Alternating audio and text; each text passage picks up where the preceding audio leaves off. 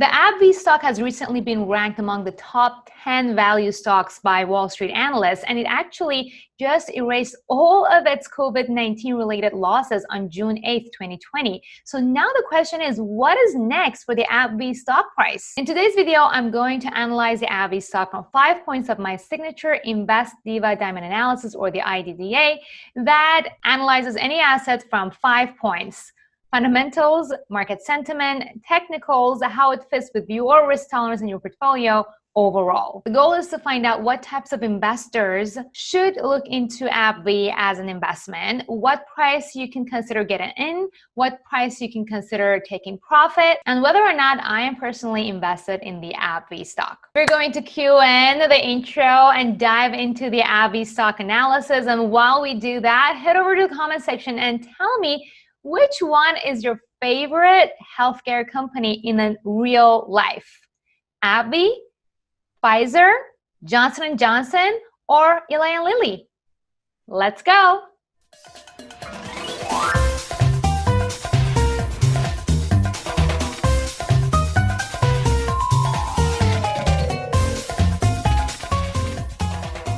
Hey guys, I'm Kiana Danial, three-time author and the founder of the Invest Diva movement, the march to jump on if you'd like to take control of your financial future and to make your money work for you.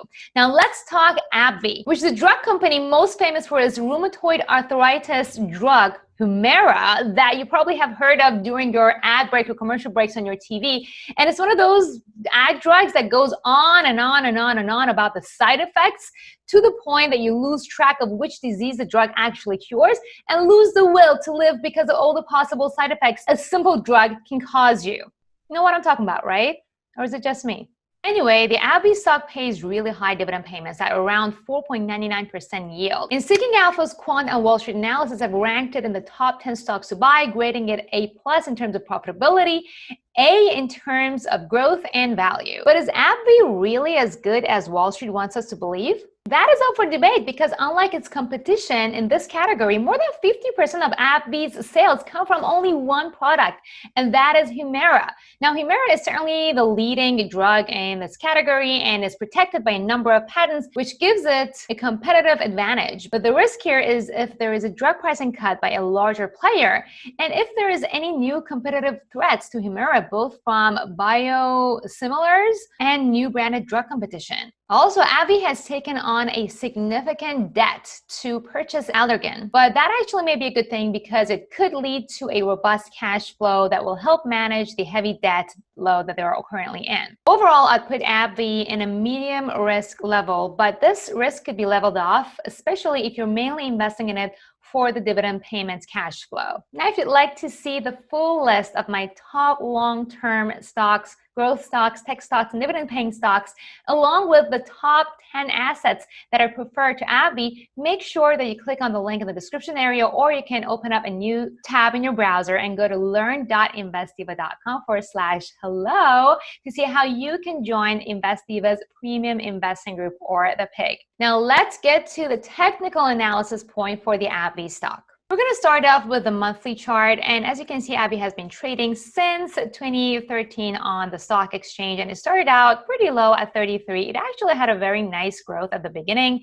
Unlike many IPO companies that normally crash right after the IPO phase, this one was actually able to grow for a very long time until over here it formed a double top chart pattern, dropped, and then was able to erase the drops in around 3 years, reached new all-time highs by 2018, and then had another massive drop that brought it down to the lows that previously were the highs back in 2015. This level of 68 actually acted as a resistance level, and then here it acted as a support level. It acted as a support level again during COVID-19 breakdown. So it is a very, very important level to keep an eye on. Now, as you can see on the monthly chart, the AbbVie stock price is just about to break above the monthly Ichimoku cloud, but the future cloud appears to be bearish. Zoom in into the weekly chart, we see that it has already broken above the weekly chart. The the future clouds are actually consolidating.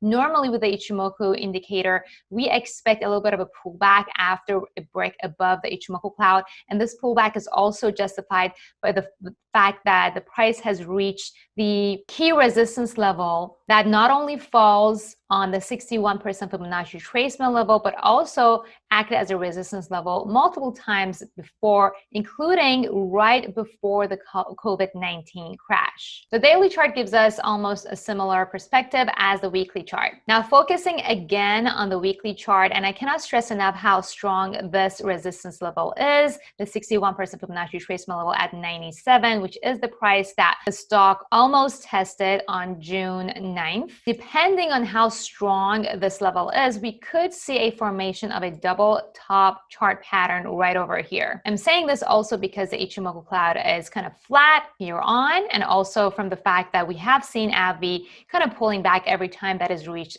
a new high. So with that, we could expect the AbbVie stock price to drop to at least one of these key support levels at 50% and 38% Fibonacci retracement levels respectively at $87 and $79. These two could actually be an optimal purchasing price for those who are interested in adding the AbbVie stock to their portfolio. The earnings date for AbbVie is not until end of July, and we could see a little bit of volatility right before or after the earnings. So even if the AbbVie stock price breaks above this level this time around, we could still expect a little bit of a pullback towards any of these levels during its earnings season. Now, considering the fact that economists just revealed that we are officially in a recession and a second wave of COVID-19 can hit us again, there is a chance that AbbVie, along with many other stocks on the exchange, could drop back to the lows that we saw during the first phase and first wave of the COVID-19.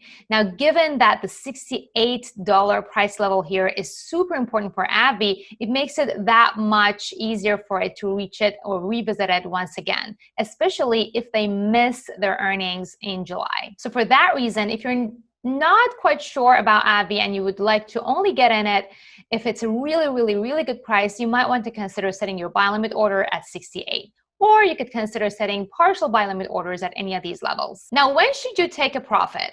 Since AbbVie is a high dividend paying stock, and one of the reasons why that many people consider investing in it is because of its dividend payments, it wouldn't make sense to take profit within a year because you want to at least accumulate at least 4 times quarterly dividend payments, right?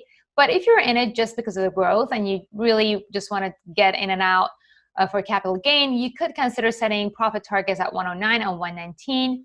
But if you're in it for the dividend payments, you might want to consider holding it long term. And that could actually offload some of the risks involved with all the uncertainties that we're seeing in the markets today. Personally, I am not currently investing in the AbbVie stock, but I am investing in the AbbVie stock for my dad on my dad's portfolio. As you can see here, specifically for the sake of the dividend payments because my dad is over 80 and wanted me to focus on dividend paying stocks. This does it about my views on the AbbVie stock. Now I'd like to hear from you. Do you prefer investing in AbbVie with a medium to narrow economic moat, or its competition like Pfizer that have a very wide economic moat in terms of different products and competitiveness in its category?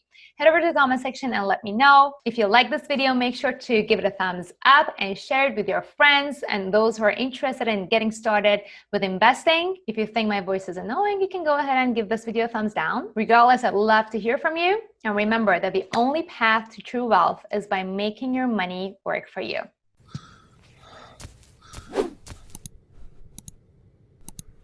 Da, da, da.